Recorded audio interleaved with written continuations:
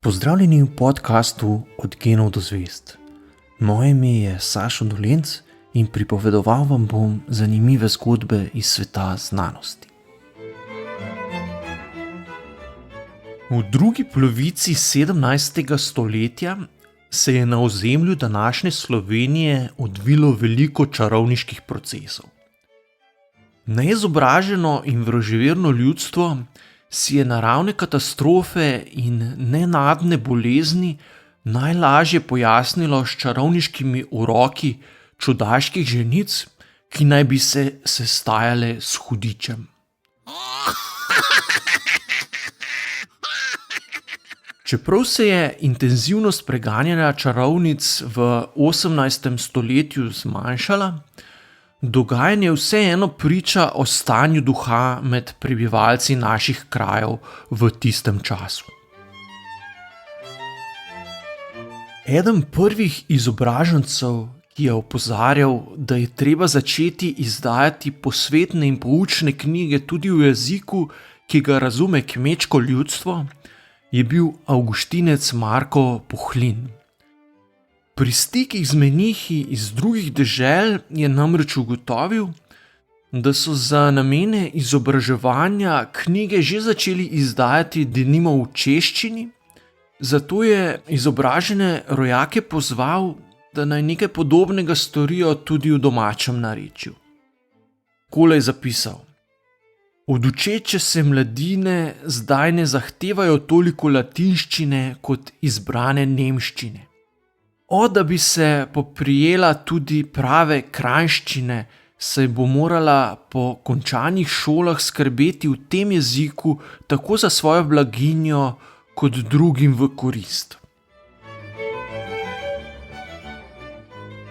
Zelo verjetno pa Puhlinove ideje ne bi tako močno zaživele, če se zanje ne bi navdušil baron Žiga Zois, eden najbogatejših in najbolj izobraženih ljudi, ki so takrat živeli na področju današnje Slovenije. Michelangelo Zois, Žigov oče, je prišel v Ljubljano iz okolice Bergama v severni Italiji in je sprva delal za Petra Antona Kodelja, ki je bil tedaj najpomembnejši ljubljanski veletrgovec. Poslovno je bil zelo uspešen, zato je kmalu odprl lastno trgovino in začel širiti poslovanje tudi na okoliške dežele. Še posebej je obogatel, ko je prevzel večino rudnikov in železarskih obratov na Gorenjskem. Ustvaril si je monopolni položaj pri prodaji kranjskega in koroškega železa v Italijo, kar je bilo zelo dobičkonosno. Z večanjem bogastva je kupoval tudi posestva in stavbe, med katerimi je bilo eno najlepših Brdo pri Kranju.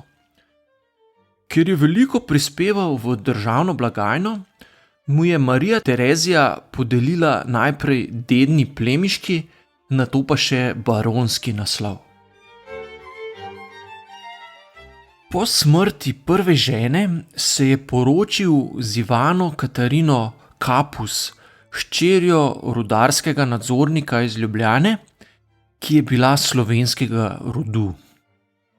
Kot prvi od 8 otrok se jima je leta 1747 rodil Žiga, ki je za razliko od očeta, ki je bil predvsem poslovnež, postal tudi ključna oseba za intelektualni in kulturni razvoj naših krajev. Mati Ivana Katarina je namreč s svojimi otroki najverjetneje govorila slovensko, čeprav so se v domači hiši večinoma pogovarjali po italijansko in nemško, kar je bil takrat jezik višjega sloja v Ljubljani. Leta 1761 je Žiga z bratoma odšel v Italijo, kjer je nekaj let obiskoval šolo za mlade plemiče, v kateri so se učili veščine, ki so jih potrebovali v takratni visoki družbi. Gojence so naučili vse od pisanja, govorjenja, nastopanja v gledaliških predstavah, risanja, računanja, glasbe, plesa in pa tudi mečevanja, kar mu je močno koristilo pri kasnejšem navezovanju stikov z uglednimi učenjaki in državniki.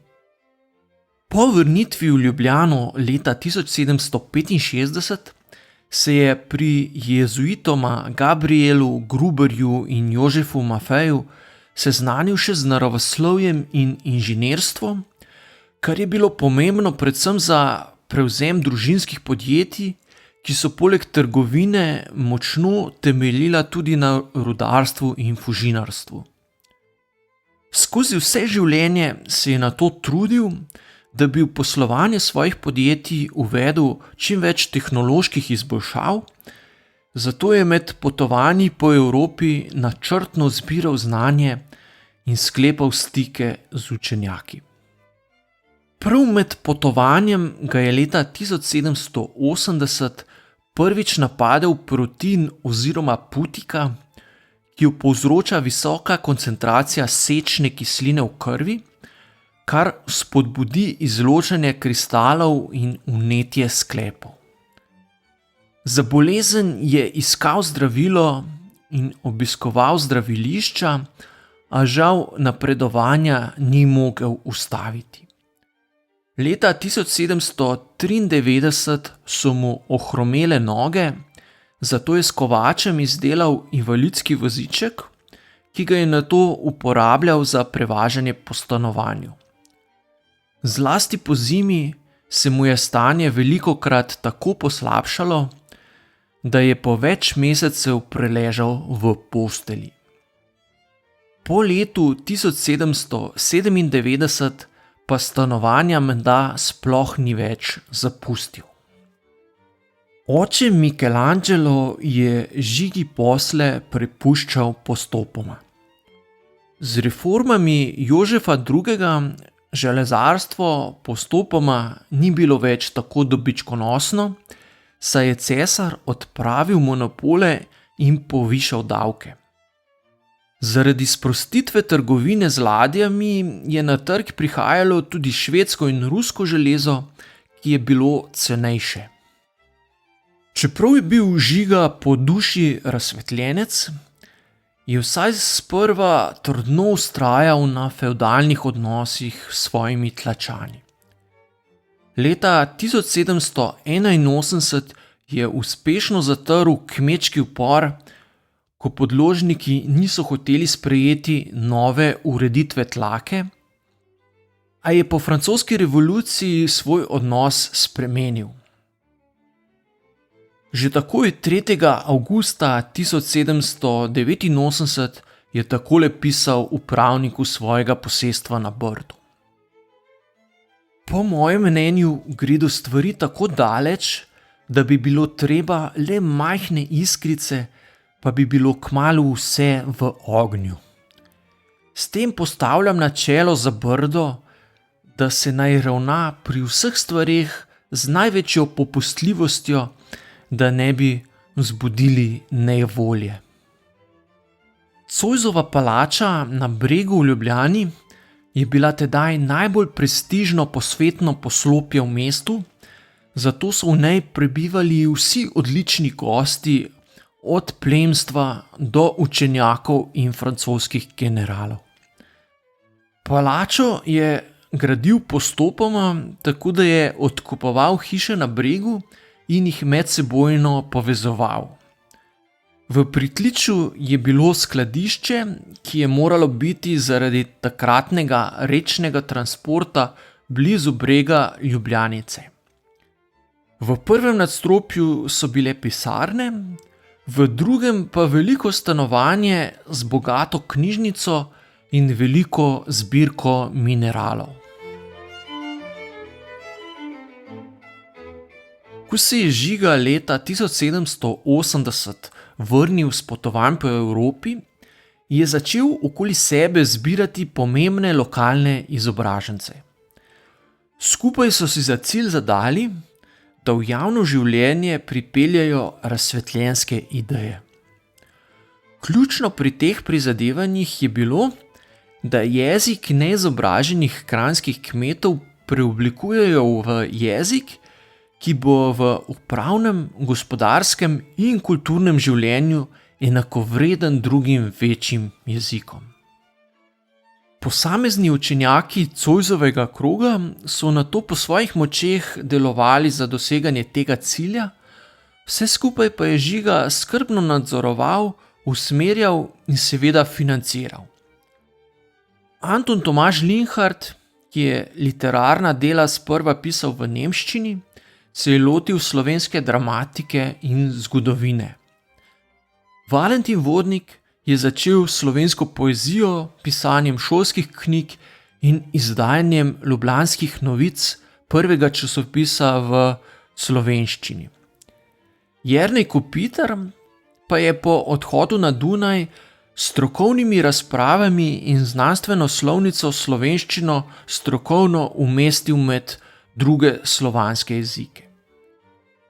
Kopitar, ki je bil sprva Zoisov tajnik, knjižničar in varuh zbirke mineralov, je s podporo barona odšel študirati na Dunaj, se tam strokovno uveljavil in povezal z uglednimi slavisti. Prav Kopitar je v strokovno in občo rabo vpeljal izraza slovenec in slovenski, ki sta se hitro prijela. Žiga Zois si je ob skrbi za lokalno kulturo vse skozi dopisoval tudi s pomembnimi znanstveniki.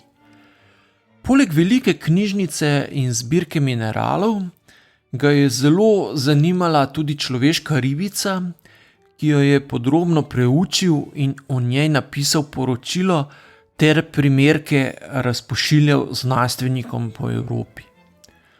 V času lakote 1816 je uvozil tudi novo vrsto odporne ajde in jo razdelil kmetom, kjer se je prijela in udomačila kot Zoisla. Organiziral je tudi več odprav v okolico Triglava. V tistem času so naravoslovci ugotavljali, katere kamnine so vulkanskega izvora in katere so nastale kot usedline v morjih. Da bi preveril, kako so nastale Julijske Alpe, je pod vodstvom Valentina Vodnika poslal ekspedicijo v dolino Triglavskih jezer, kjer so nabrali kamnine in si ogledali zgradbo bližnjih vrhov. Iz zbranega materiala so zaključili, da je apnenec v okolici Triglava nastal v morju. Že leta 1785 je v Ljubljani kupil več kot 3 hektare veliko zemljišče med današnjo Prešernovo, Rimsko, Igriško in Veselovo ulico in ga preoblikoval v park. V Zoisovi aleji, kot so park poimenovali, je dal zasaditi več tisoč dreves, vrtnih rastlin in grmičja. Nekatere najbolj eksotične vrste je kupil celo v oddaljeni Angliji. Vrt, ki ga je leta 1789 odprl za javnost, je veljal za pomembno znamenitost Ljubljane. Žiga Zois je umrl 10. novembra 1819 pred skoraj natanko 200 leti. To je bil podcast Od genov do zvezd. Moje ime je Sašo Dolenc in z novo zgodbo se vam oglasim že kmalu.